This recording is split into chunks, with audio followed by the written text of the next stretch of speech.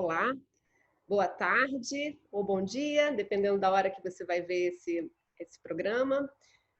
Meu nome é Joana Garcia, eu sou professora da Escola de Serviço Social da UFRJ e eu convido a vocês para estar conosco refletindo sobre a proteção de crianças em tempos de pandemia. Para essa conversa, eu convidei a assistente social Carla Muniz de Castro Garcia, que é assistente social da 4ª Vara de Infância, da Juventude e do Idoso, no Rio de Janeiro, e a advogada, ela tem vários atributos que não foram registrados em nenhum órgão de referência específico, mas ela tem um pouco de várias outras profissões pelo trabalho multiprofissional que ela realiza há muitos anos, que é a Vera Cristina Souza, que é uma das articuladoras centrais do SEDECA no Rio de Janeiro. Então, nós vamos iniciar essa conversa e eu gostaria de, para iniciar essa conversa, propor uma primeira reflexão, que seria essa pergunta, na verdade, esse enunciado. A família é considerada um lugar ideal de proteção para crianças e adolescentes, mas nem sempre ela consegue realizar bem ou realizar de modo adequado essa função. Então, eu gostaria de começar pedindo a Vera para reagir a essa ideia. Como é que você vê isso, Vera? Olá, Joana, olá, Carla e todos que estão assistindo a gente. Bom, agradecer o convite, muito bom sempre poder falar um pouquinho sobre criança e adolescente. Apesar de tanto tempo trabalhando nessa área, ainda acredito que somos poucos a ter um trabalho direto aí de militância e de compromisso na defesa de direitos humanos de crianças e adolescentes. A família é o lugar que a criança deve estar, né? A família, assim a gente encontra em todas as normativas, né? Preferencialmente sempre a criança deve ficar no seio de sua família biológica, excepcionalmente fora dela em alguns casos. E agora, nesse período, né, que é novo para todos nós, um período de pandemia, de quarentena, de isolamento social, distanciamento social, tantas palavras e conceitos super novos para a gente, né? E imagino que para todas as famílias e para as crianças também, como a gente encontra certeza, né, nessa frase, né, que a família é o lugar ideal para criança e adolescente. Deveria ser, mas a gente sabe que nem sempre isso é verdade. A gente tem dados e, historicamente, as pesquisas apontam que a violência começa também dentro de casa, né? A família, né? O ambiente intrafamiliar, o ambiente doméstico, ele causa também muita violência para criança e adolescente. Isso tem gerado assim um alerta muito grande com as instituições que trabalham aí na defesa, promoção de direitos de crianças e adolescentes. Vera, essa visão que nós partilhamos de que a família é um lugar da sociabilidade primária, dos primeiros vínculos, e, portanto, tem um significado importante para as crianças em termos do seu pertencimento e da própria ideia de proteção, ela, quando não oferecida, ela também resulta num olhar da sociedade muito judicativo, muito criminalizador. Então, aquela família que não oferece proteção é uma família que deve ser, de certo modo, taxada. Um dos atributos mais frequentes que nós usamos é chamá-la de família desestruturada. E eu tenho uma especial antipatia por esse termo. Eu sempre digo para as alunas que uma das coisas que elas vão marcar na relação comigo é o cuidado de não usar nunca esse termo, porque a família desestruturada ela acaba sendo evocada a partir da sua configuração, a partir de requisitos específicos que ela tenha que apresentar. Então, começa pela própria conformação da família, precisa ter lá a figura do pai, da mãe, das referências. Se a gente quiser levar isso aos extremos, a gente vai considerar que uma família bonita e perfeita tem que ter um casal de filhos, né, para que haja uma referência de cada sexo. e todas as outras questões. E quando a gente olha para essa família, observando as questões sociais, observando a sua estruturação em termos das condições de vida, aí então que essa denominação desestruturada se torna mais criminalizadora, porque há uma expectativa de que essa família reproduza as lógicas da proteção segundo a ideia da provisão de recursos, a ideia da reprodução de valores considerados ordeiros, considerados disciplinadores, considerados evitando que a sociedade seja mobilizada para resolver os problemas que a família produz. Como se a violência, como se as tensões próprias das relações sociais fossem originadas na família, não é? Não fossem expressões das relações amplas na sociedade. Então, se a gente tem tensão no ambiente familiar, é porque as assimetrias de poder, porque as lógicas discricionárias também são reproduzidas ali, mas elas não nascem ali, né? Então, é um pouco essa ideia, assim, que queria também ouvir a Carla em relação a isso. Como é que é a tua experiência, Carla, em relação a pensar a família como lugar de proteção e muitas vezes se vê diante da situação da destituição do poder familiar? Primeiro, agradecer, né, o convite para participar dessa troca, né? Olá, Vera, né? Participar aqui com a Vera e com você, Joana. Então, assim, o que você traz, essa reflexão é muito rica, né? O que eu costumo sempre dizer também, particularmente, essa palavra desestruturada, ela não só me desagrada, mas me causa alguns comichões, assim, né? E o que você traz é isso, né, Joana? Porque quando a gente fala em família, as pessoas costumam fantasiar aquela família bonita, todo mundo unido, em proteção, né? Mas a gente precisa refletir também o que é cuidado, né? E como essas pessoas absorveram ao longo da vida, né? Permeando nessas políticas públicas existentes, tanto na configuração de educação, né? Como que a escola conseguiu construir isso nessas famílias, na educação, nas políticas públicas, no acesso, para que elas possam cuidar de maneira de proteger, né? De cuidar das suas crianças, né? Acho que a gente, nessa culpabilização, nessa criminalização das famílias, o que eu vejo é que não que eu falo, né, enquanto o meu local de fala do Poder Judiciário, quem são as famílias que são judicializadas na vara de infância, né? O que a gente vê é que a ausência de políticas públicas as trazem até o Poder Judiciário muitas vezes, né? Então, assim, a maior parte das situações de violência que chegam no Judiciário é pela queixa de negligência, né? E o que é ser negligente para essas famílias, né? Em que momento a gente conseguiu, dentro desse sistema de proteção, dessa rede socioassistencial, trabalhar com essa família o que é proteção? Então, elas chegam, a maioria dessas famílias são famílias chefiadas por mulheres negras, mulheres pobres, muitas vezes já com o uso de substâncias psicoativas, né, adictas. A gente tem uma dificuldade imensa de acesso dessas pessoas na rede de saúde ou no tratamento de álcool e droga, né?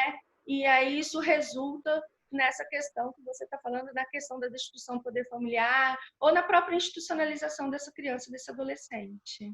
Pronto, então se a gente considera que a proteção não é uma prerrogativa da família, mas é uma responsabilidade compartilhada, eu queria que a Vera falasse um pouquinho de como a rede, o sistema de garantia de direitos e a rede de proteção que ela tem mais familiaridade, como é que ela percebe as possibilidades que essa rede tem de reforçar o papel, a função protetiva da família?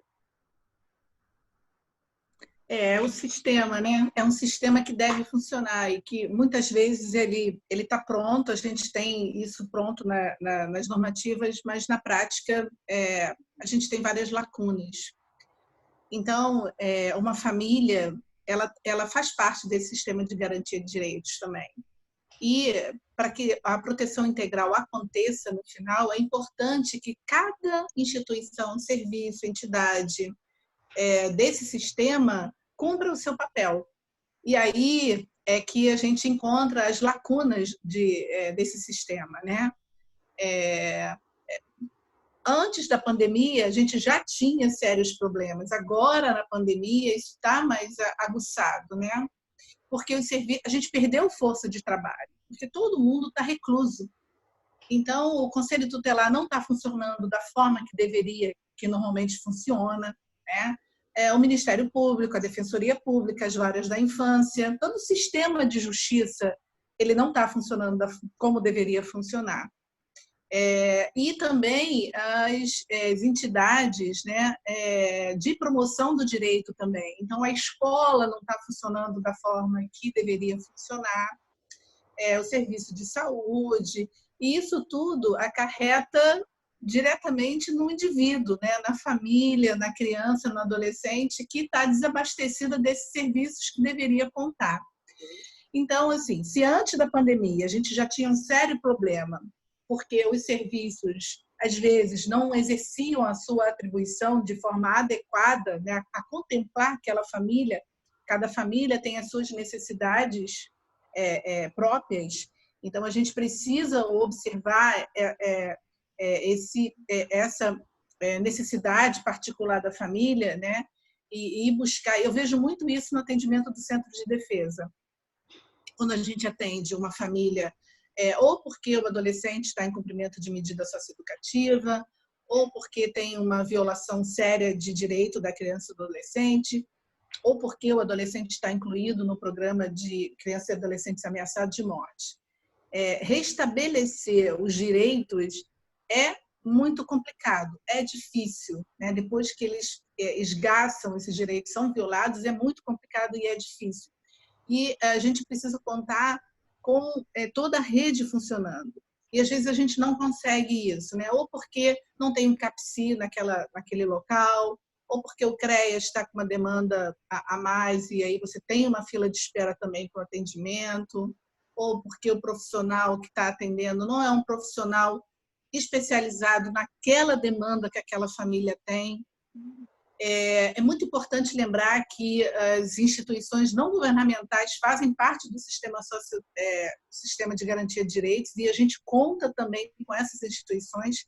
Já tive várias famílias, né, a gente já teve no atendimento do SEDECA várias famílias que conseguiram se promover, se fortalecer com atendimentos das instituições não governamentais ao entorno da residência. A gente foi lá e buscou.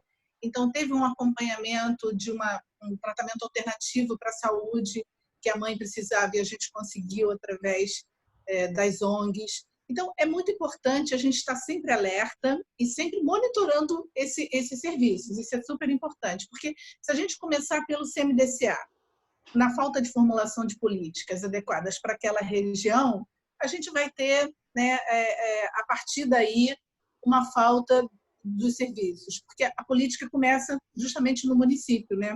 E a gente observa, né, acho que Carla também pode falar um pouco isso, quer dizer, as falhas dessa rede, elas se dão sobretudo nos serviços que precisam de acompanhamento e de atendimento de longo curso. Então, quando você fala de saúde mental não é uma conversa para você se desfazer de um baixo astral. Saúde mental é um tratamento que precisa de um investimento de longa duração. Acompanhamento de família, se não for feito de uma forma, se for feito da forma como deveria, com indicadores, com projetos e propostas compartilhadas com a família, a serem observadas numa longa duração, também precisa de um investimento de mais fôlego, né? E muitas vezes a gente não consegue encontrar na rede organizações, atores que tenham disponibilidade técnica, de infraestrutura, ou mesmo política para exercer trabalhos nesse sentido, né? Como é que você vê isso, Carla? Então, quando a Vera traz, né, da importância dessa rede, né, das lacunas, nós lá da Quarta Vara, nós sentimos muito essas lacunas, né, vamos dizer assim. Nós trabalhamos numa região muito ampla e uma região muito carente, né, que é a Zona Oeste. A gente atende de Santa Cruz até a Sulacap, né? Então, nessa região, para a gente falar, quando eu digo, né, que a maioria das pessoas que chegam, as famílias que são judicializadas, né, pela quarta vara, em grande maioria, a gente encontra a questão da dependência de álcool, a dependência de outras drogas ilícitas, né? A gente percebe, a gente tem um CAPS AD que só atende a região de Santa Cruz, né? Então, assim, eu não tenho um CAPS AD na região de Campo Grande, eu não tenho um CAPS AD na região de Bangu, por exemplo. Então, isso dificulta. E quando e é uma região que, independente às vezes de outras áreas do Rio de Janeiro, a gente também não tem uma sociedade civil tão bem organizada, com tantos locais para que a gente possa fazer esses encaminhamentos, né? Então a gente... Desculpa te interromper, mas sem contar também, acho que é difícil não falar nisso, que determinados grupos da sociedade que têm posições mais fundamentalistas e que têm uma orientação religiosa que muitas vezes adota certas práticas messiânicas de resolução dos conflitos sociais, muitas vezes acabam recebendo demandas desse tipo. Então, uma pessoa com transtorno, com sofrimento psíquico, vai ser tratada como se estivesse endemoniada ou como se estivesse precisando de oração. E aqui, claro, nosso respeito às denominações religiosas de todo tipo e a importância que a religião tem na vida das pessoas. Mas, muitas vezes, há uma influência equivocada no tratamento, sobretudo da questão do uso abusivo de álcool e outras drogas, né? Não sei se você compartilha essa ideia. Sim, porque se a gente... a diferença é que quando a gente, por exemplo, discute um caso de uma família, né, na rede, e essa família é acompanhada por um serviço especializado, ele vai não ver só a questão da droga, ele vai ver os disparos, né? Por que essa pessoa passou a fazer o uso dessa droga? Então, ele vai entender a pessoa dentro da sua conjuntura, dentro da sua realidade, dentro da sua história de vida. Se a gente pega um recorte de um local onde eles não têm propriedade, né? Eles não têm esse conhecimento técnico, ele vai agir só a partir de ali. Então, ele vai deixar a pessoa na sua abstinência por um período, mas o que a gente percebe é que ele vai sair dali e aquilo tudo vai voltar. Ele vai voltar para os seus conflitos, ele vai voltar para aquela região que a gente sabe que tem os aliciadores, que tem as pessoas que facilitam esse uso, né? E porque ele vai voltar para dentro da sua realidade, né? Nada mudou. Então, quando a gente pensa em rede, né, não basta só ter um CAPS para o atendimento álcool e droga, mas a gente precisa pensar no todo daquela família, né? Qual o suporte? Eu, por exemplo, acho importante a gente trazer alguns exemplos, né? Eu tenho um exemplo de uma mãe que era a super mãe, mas aí ela era mãe de várias crianças, ela perdeu um companheiro da vida, que foi abandonado, e de repente ela tem uma sobrecarga tão grande tanto na questão de trazer o provento da casa, então ela tem que trabalhar, mas ao mesmo tempo a rede, né, a escola não é integral. Se a creche ela for integral, muitas vezes a criança sai 2h30 da tarde. Então, isso. Se ela mora lá em Pedra de Guaratiba e trabalha na Zona Sul, como que ela vai chegar 2h30 em casa? Então, essa criança vai ficar desprotegida em algum momento. Ela vai ficar com o irmão mais velho. Essa seguramente seria chamada uma família desestruturada. Total, né? E aí ela busca, assim, total no sentido de que todo mundo vai julgar essa mulher porque ela deixou o filho em algum momento sozinho em casa. Então, ela busca o uso da droga como uma fonte de sair dessa realidade. Né? Naquele momento, ela ficar liberta de todo esse peso, dessa responsabilidade de criar 5 filhos, de ter que responder para essa sociedade, né? E que trazer os proventos e trabalhar, e ela começa o uso da droga nesse sentido. E aí, quando os filhos são acolhidos, é mais uma dor, né? Mais uma punição para essa mulher, né? E quando a gente a gente vê a questão do vínculo, do afeto, do cuidado, né? Do cuidado no sentido de que ela quer cuidar, mas também das impossibilidades que ela tem para efetuar esse cuidado de maneira protetiva, né, de proteção. Então, a gente faz todo esse arranjo, a gente consegue fazer a reintegração desses filhos, mas depois de um tempo de acompanhamento, a gente vê que a rede vai se soltando, né? Parece que ela começa a ficar invisível nessa rede novamente. Sim, e quando a criança ela é acolhida, há uma cobrança de que todos olhem, que essa rede olhe para essa família. Então, a gente começa a trabalhar. Saiu do judiciário, a gente sai um pouquinho, né? O juiz para de oficiar, o juiz para de olhar. A gente percebe que essas famílias acabam voltando para o judiciário novamente, porque a rede acabou deixando de acompanhar, né? Aí você liga e fala, não sei, faz meses que eu não tenho notícia.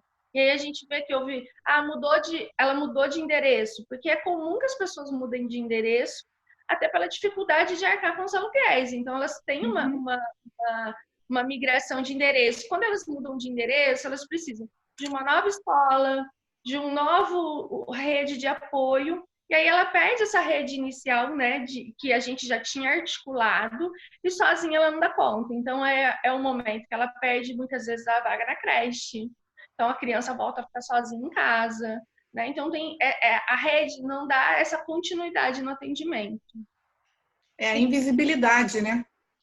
Sim, Vera também tem histórias interessantes sobre acompanhamento de longa duração com adolescentes que vivem em situação de rua e que fazem uso de substâncias, né? E aí, nesse momento da vida, sobretudo na adolescência, já mulheres, por exemplo, eu me recordo de um caso de uma jovem acompanhada pelo SEDECA durante muitos anos, que teve filhos, foi institucionalizada. Então, assim, há um ciclo de institucionalização e de proteção pelo Estado, mas com muitas dificuldades, com muitas deficiências em termos, sobretudo, do acompanhamento no uso de substâncias, né? Porque há momentos de estabilidade, mas depois eles retornam. No trabalho com rede, o que eu observo é que muitas vezes os profissionais se sentem incomodados, como se eles fossem traídos, né? Olha, investi a beça em você e você voltou e não tem mais condição, agora não dá, o nosso pacto. Eu me lembro claramente de uma profissional uma vez ter me dito que fez um pacto com um jovem que usava crack, mas ele atraiu. E aí eu pensei, mas vocês estavam tendo uma relação conjugal? Como assim ele te traiu? Vamos discutir um pouco melhor o que é essa ideia de uso de drogas, né? As pessoas elas não deixam ou voltam por força de um pacto, né? Há mais questões aí implicadas. Não é isso, Vera? Pois é, né? Não dá para levar a coisa para o pessoal. A gente está trabalhando profissional. Por mais que a gente se envolva nos casos, porque a gente se envolve, né? Somos seres humanos e a gente se envolve. Que bom que a gente se envolve, mas a gente tem que entender as limitações do outro, né? Como a gente tem também, né? Os outros também têm, né? A empatia tem que funcionar nesse momento. E o entendimento assim, que a gente está trabalhando, né, Vera? Da complexidade do que a gente está mexendo, né? Não é faz só parte do nosso trabalho. É. Faz parte do nosso trabalho, né? Olha, quando a gente acompanha adolescentes que estão institucionalizados, né? Porque não tem uma retaguarda familiar que o acompanhe, enfim. A gente encontra muito isso, né? Nas instituições de acolhimento. É como se o adolescente, primeiro, ele precisasse ter um perfil para estar dentro da instituição de acolhimento. Eu entendo que existem instituições de acolhimento com perfil. Então, a instituição ela pode dizer se ela vai atender meninas ou meninos, apesar de já existir instituições de acolhimento mistos, né? Mas ela pode escolher se ela vai atender meninos ou meninas, se ela vai atender bebês, se ela vai atender crianças, tem uma faixa etária, né? Existe isso também. Mas daí a gente tem instituições ou serviços de acolhimento que dizem, olha, eu não vou poder ficar com esse adolescente porque ele não é perfil da minha instituição. Por quê? Porque ele fez uso abusivo de drogas, né? E aí isso deixou sequelas. Então, é uma pessoa que precisa de um atendimento diferenciado e é muito difícil a rede entender isso. A gente teve vários casos agora durante a pandemia que a gente teve que trocar de instituição, porque uma instituição não deixava fumar cigarro, a outra não tinha um CAPS que pudesse acompanhar mais de perto.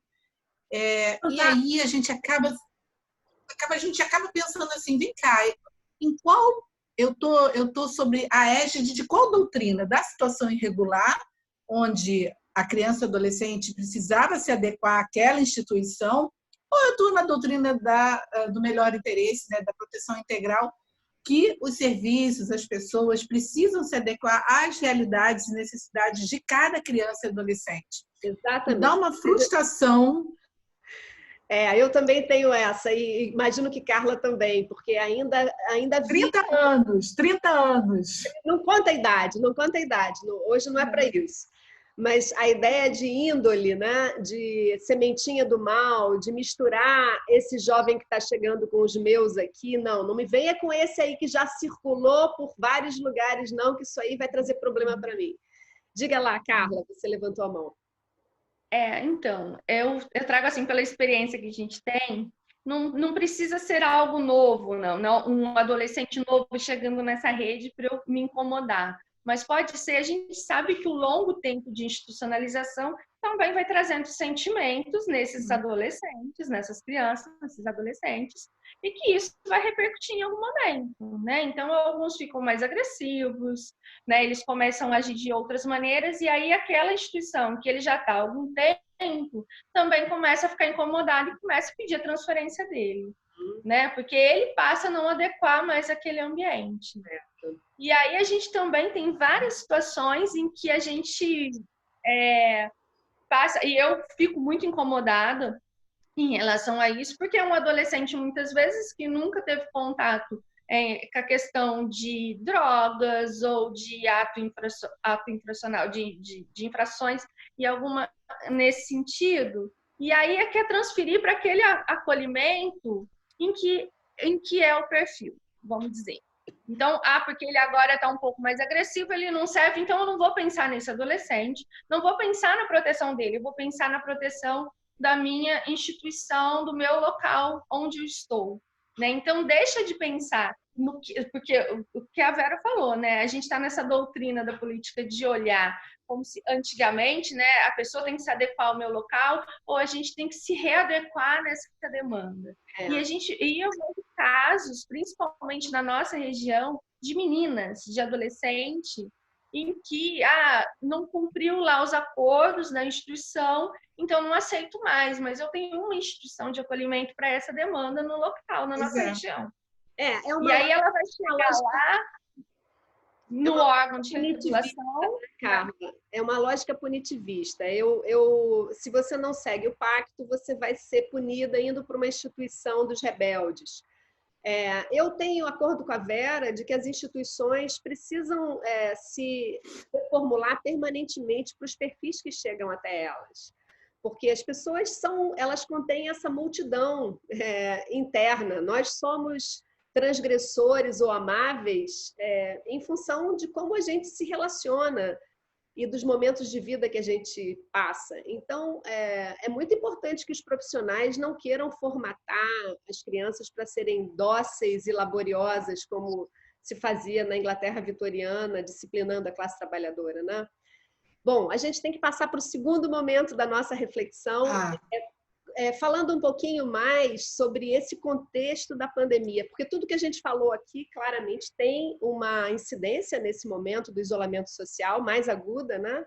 Mas eu quero compartilhar com vocês uma pergunta mais relativa a esse momento. Então, com o isolamento, há uma suspeita de aumento, há uma forte inclinação a considerar o aumento dos casos de violência contra a criança praticados no âmbito doméstico. Eu vou aproveitar aqui essa tela e já vou passar aqui alguns dados que foram colhidos no sistema de informação sobre acolhimento institucional e mostrando que na região onde a Carla trabalha houve uma diminuição dos casos de acolhimento de 2019 para 2020, considerando esse mesmo tempo, de março a junho desses 2 anos.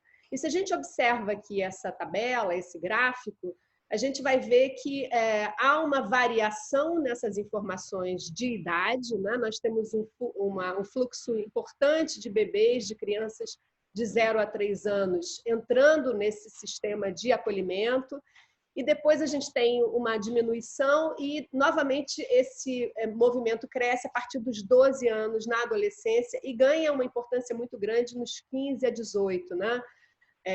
Esse ano, inclusive, no ano de 2020, nós tivemos um número maior de jovens institucionalizados de 15 a 18 anos, maior do que no ano passado.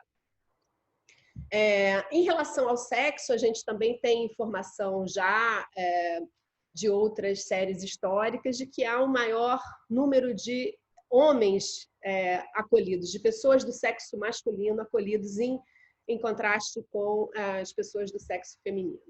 Queria que a Carla falasse um pouquinho disso, desses perfis e dessa ideia de que nós estamos diante de um cenário que propicia mais violência contra as crianças e adolescentes.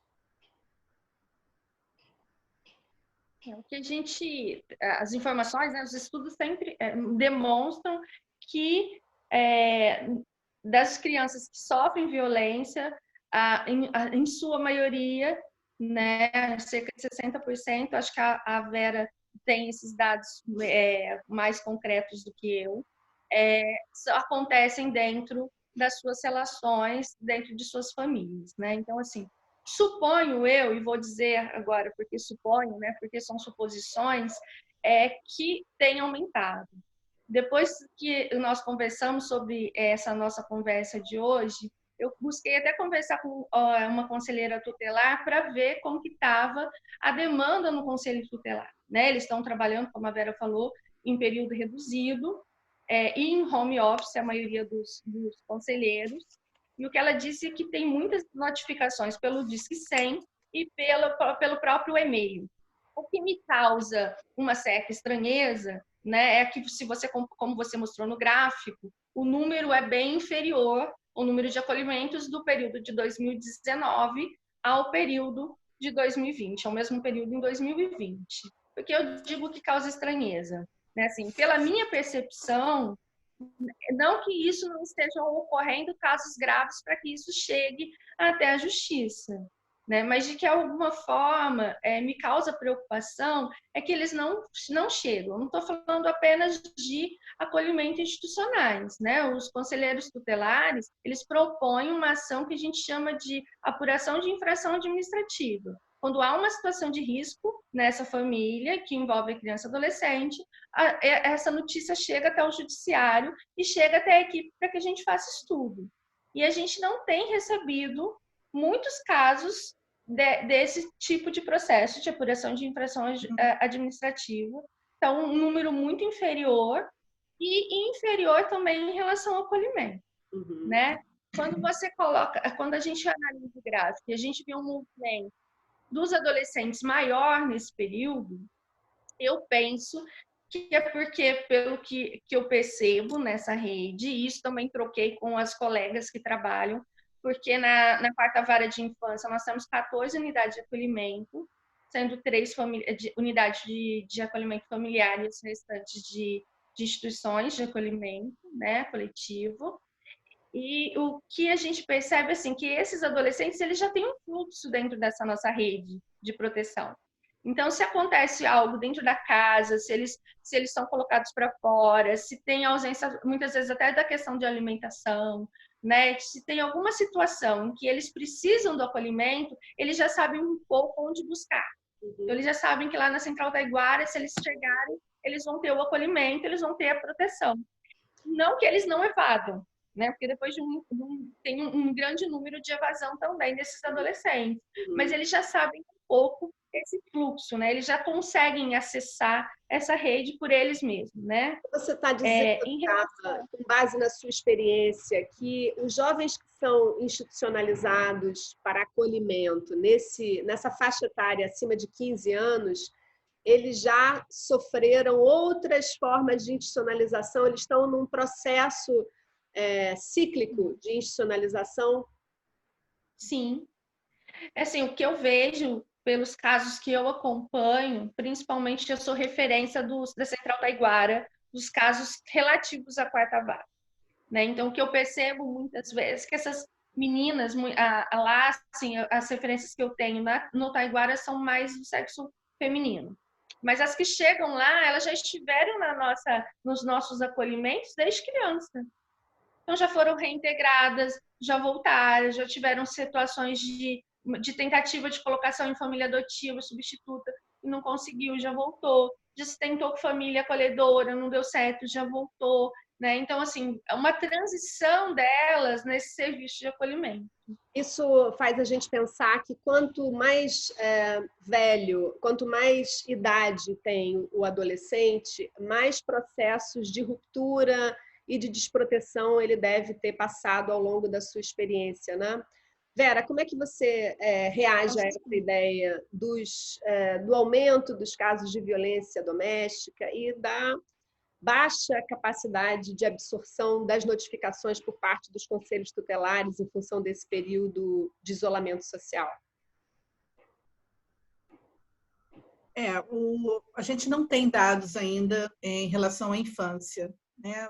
A gente tem algumas preocupações de algumas instituições, por exemplo, aqui no Rio de Janeiro a gente tem o SEDCA junto com o Unicef e uma área da saúde lançando, através das redes sociais, uma preocupação com crianças e adolescentes dentro de casa nesse período, no ambiente doméstico.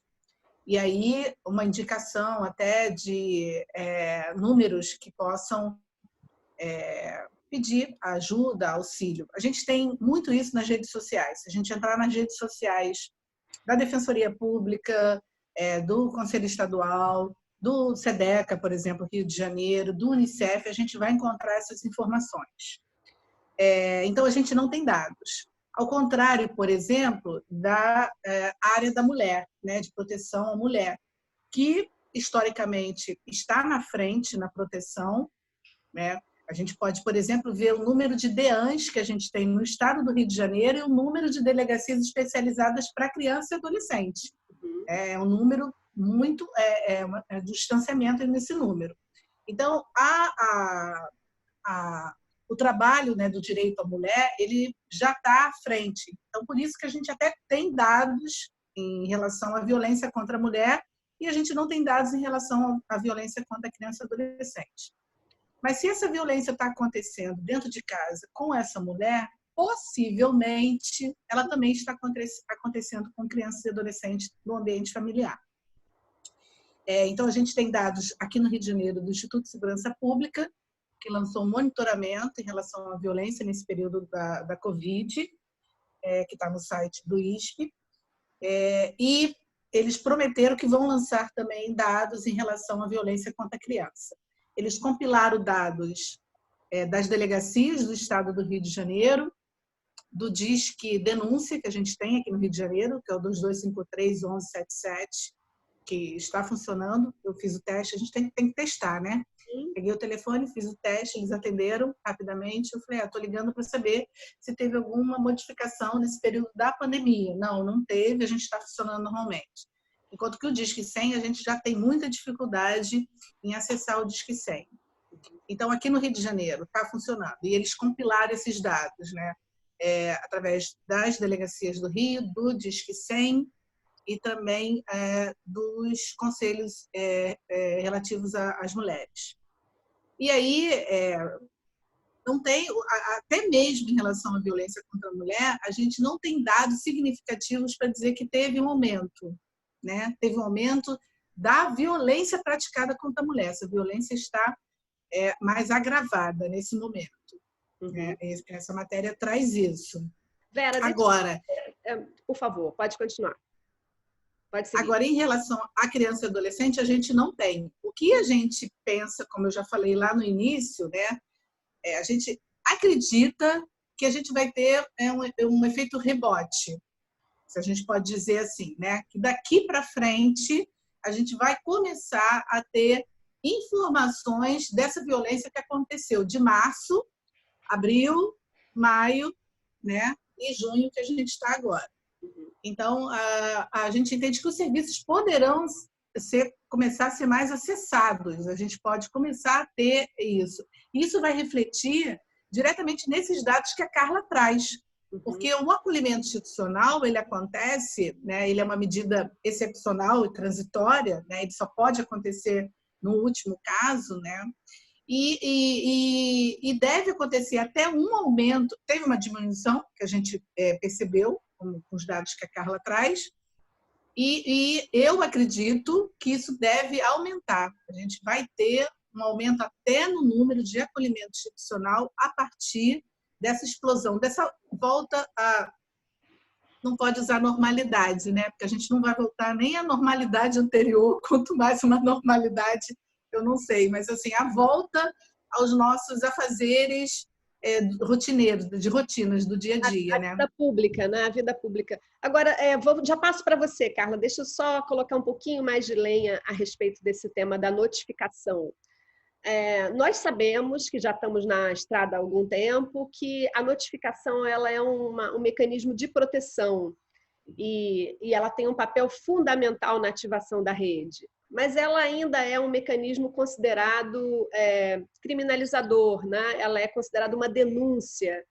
E eu acho que a Vera poderia falar um pouquinho disso, se for possível, Vera.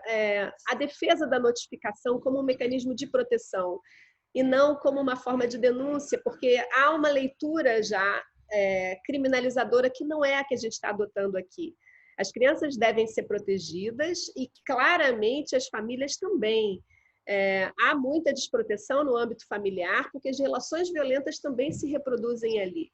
Mas a gente precisa não transferir os culpados e encontrar o culpado, sobretudo nas famílias de baixa renda, que são as mais alvejadas, né? E tem um nível de controle muito maior do que os outros segmentos da sociedade. Então, vamos deixar bem claro que as crianças estão mais submetidas às tensões do ambiente privado, mas não apenas nas comunidades de baixa renda, nas favelas, nas periferias. Elas estão em todos os lugares, inclusive nos condomínios, onde as mulheres, os homens, as famílias não contam, por exemplo, com as babás e sofrem mais nessa relação com o cuidado, né?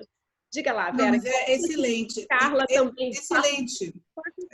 Excelente a sua colocação, porque eu vou finalizar e vou passar para a Carla. Espera só um pouquinho, acho que a Carla quer fazer isso. Faz uma fala, Carla, depois a Vera... Não, só queria fazer uma ponte do que você acabou de falar, só um ganchinho, né, que eu costumo até falar, a gente costuma falar muito isso lá na Vara, né? A classe média, né, a sociedade protegida pelos seus muros e condomínios, quando vai a um barzinho e fica até de madrugada, leva seus filhos e até tem um parquinho de diversão, né? Para deixar seus filhos ali brincando. Mas se aquela pessoa lá na comunidade pega seus filhos e vai para o boteco da esquina, certamente haverá uma notificação e uma chamada do Conselho Tutelar e um olhar punitivo para a mesma ação. Mas o olhar é diferente em relação até às classes. Então, acho que é interessante a gente refletir sobre isso, né? Quando a gente pensa em proteção, né? O que é proteção? Muitas vezes, quando a gente julga a proteção para aquela família pobre, a gente julga de uma maneira diferente para aquela outra família que está numa classe diferenciada. Para você ser pai e mãe sendo pobre, você tem que matar muitos leões por dia e provar que você é de fato competente, né? Diga lá, Vera. Até porque quase todo mundo tem algum tipo de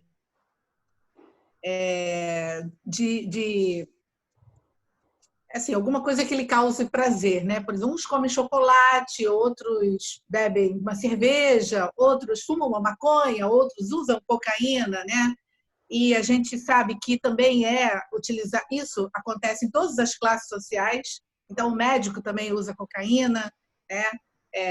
o advogado ou a advogada também fuma maconha, mas quando isso acontece com quem é pobre, aí não pode nem ter o filho, né?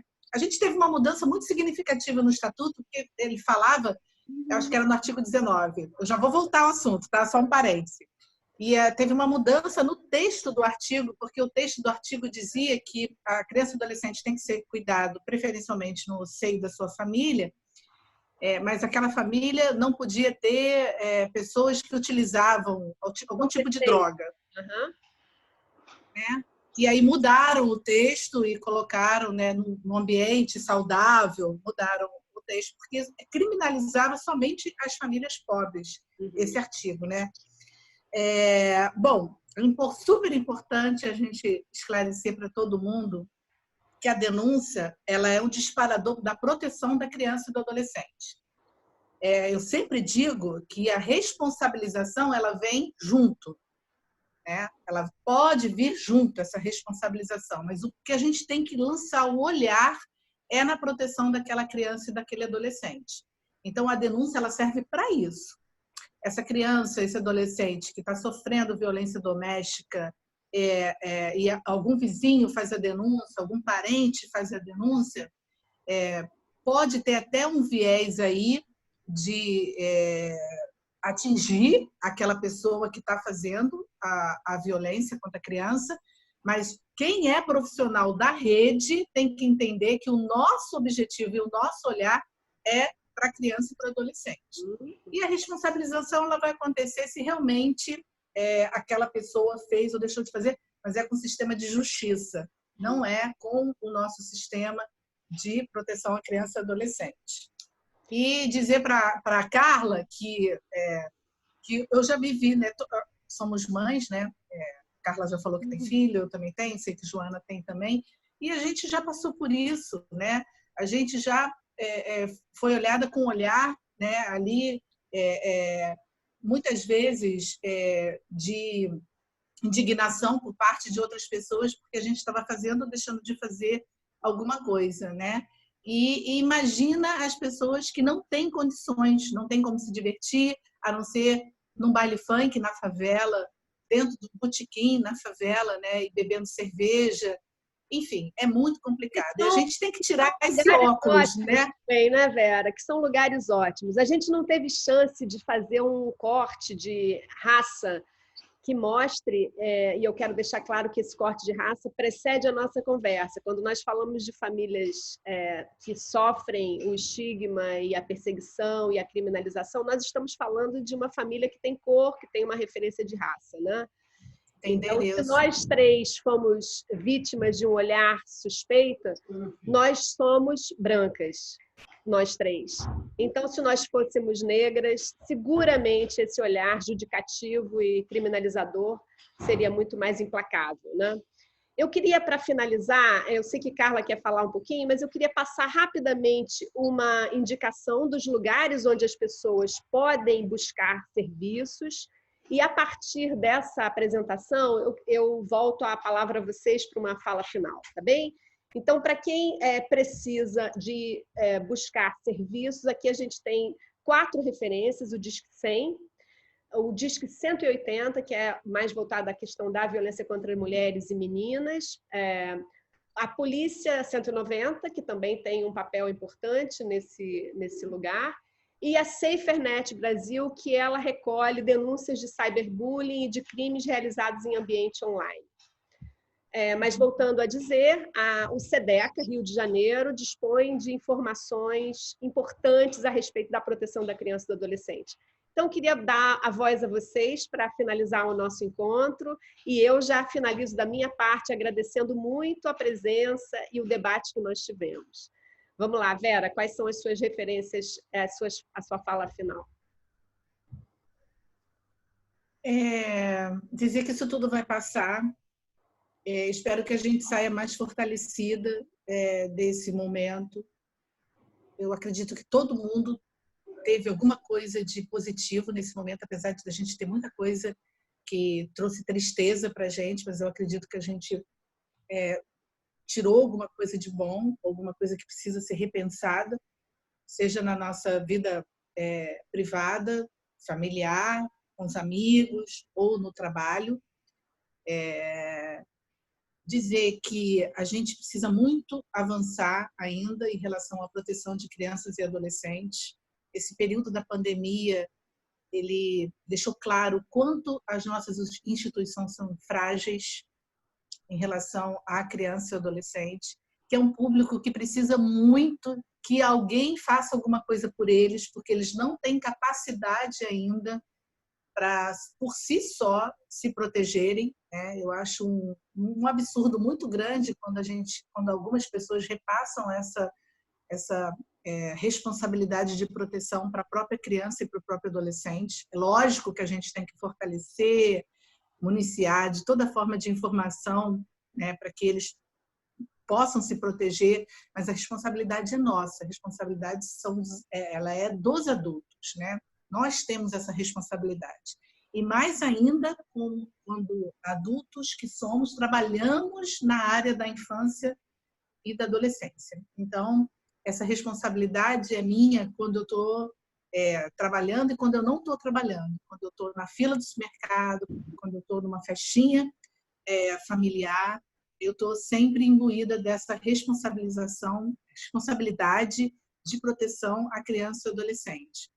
E dizer que, como profissional, a gente precisa cada vez mais saber qual instituição faz o quê para poder denunciar, para poder buscar ajuda para garantir o direito daquela criança e do adolescente, aquele direito ameaçado ou aquele direito violado. Então, deixar o telefone e os contatos do SEDECA Rio de Janeiro. O SEDECA Rio de Janeiro é um centro de defesa dos direitos da criança e do adolescente. Se aquela necessidade não for perfil para o nosso atendimento, ou seja, outra instituição que deva fazer alguma coisa, a gente orienta, a gente repassa, a gente tem recebido denúncias pelo nosso telefone de plantão do SEDECA. Então, assim, essa denúncia deveria ter ido para o Ministério Público, deveria ter ido para o Conselho Tutelar, tem chegado para o Centro de Defesa. E a gente formaliza isso e repassa para os órgãos responsáveis e competentes. Eu vou deixar o telefone do SEDECA, posso, Joana, deixar o telefone? Pode sim. Que é o nosso plantão também. Vou pegar uma cola aqui, porque eu ainda não sei. É 97179-8159. Vou repetir. 97179-8159. Muito obrigada. O nosso site é o SEDECA Rio de Janeiro, .org.br. Lá tem todas as informações também, porque no momento fixo, que eu sei de cabeça, não está funcionando, porque não tem ninguém lá na sede. Exatamente. Obrigada, Joana. Um beijo. A gente está cumprindo o isolamento social a despeito de esses desgovernantes recomendarem o contrário, né? Diga lá, Carla, suas palavras finais.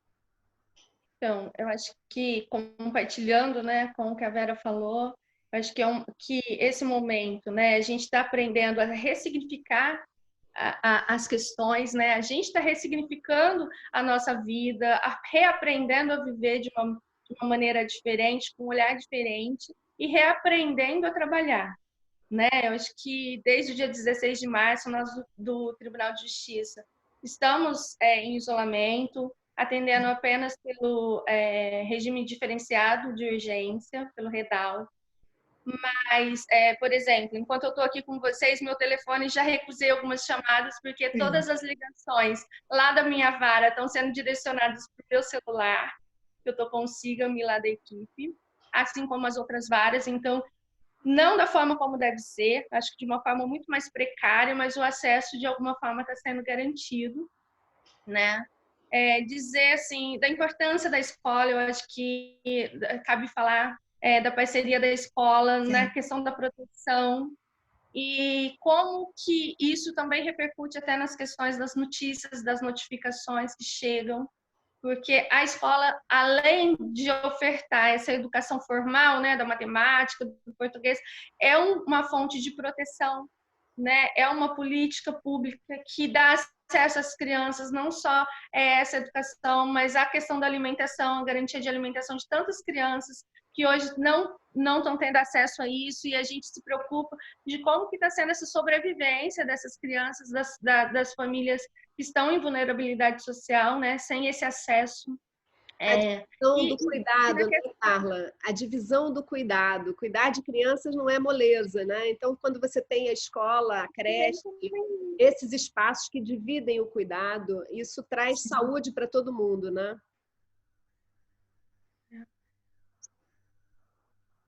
E a gente está vendo isso, né? Quem tem filho está vendo isso, né? Como que é difícil a gente lidar com toda essa demanda que antes a gente compartilhava, né? E a importância do olhar dessa escola, principalmente eu falo, como a gente falou, né, do olhar diferenciado em relação às classes, mas a escola pública, nesse olhar de proteção, quando a criança chega com um machucado, ou ela chega muito entristecida, ou ela chega com um comportamento sexualizado. É essa escola que tem esse primeiro olhar, que tem esse primeiro cuidado de conversar com a criança. Então, como a criança também está desprotegida quando as portas presenciais da escola estão fechadas, né?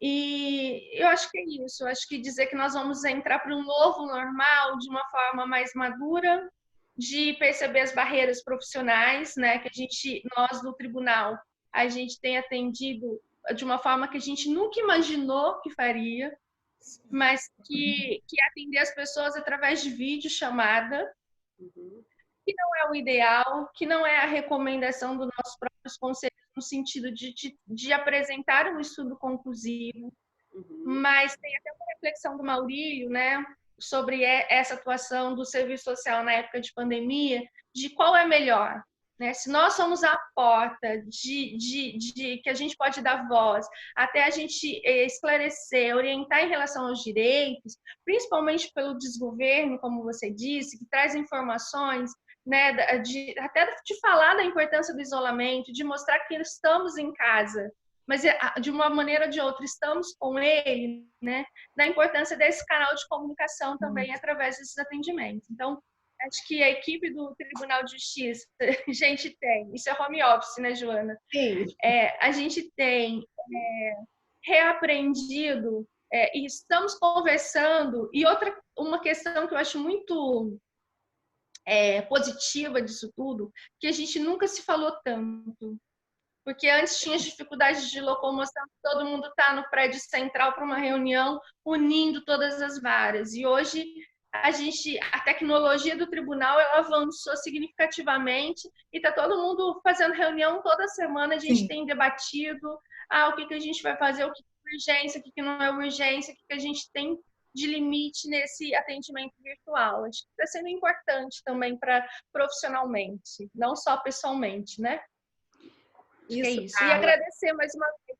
Muito obrigada. O cachorro veio aqui dizer que nosso tempo já terminou, mas parece que Vera quer fazer uma falinha curtinha. Eu quero.